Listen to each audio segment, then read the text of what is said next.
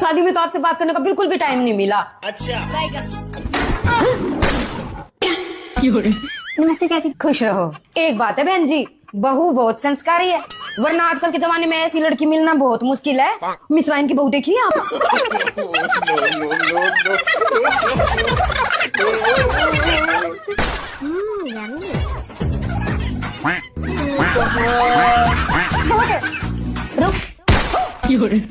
बहू से तो बात ही नहीं की, लगता है नाराज होगी।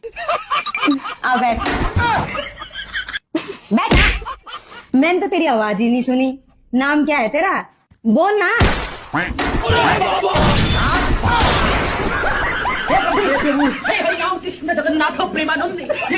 ये सब क्या देखना पड़ रहा है?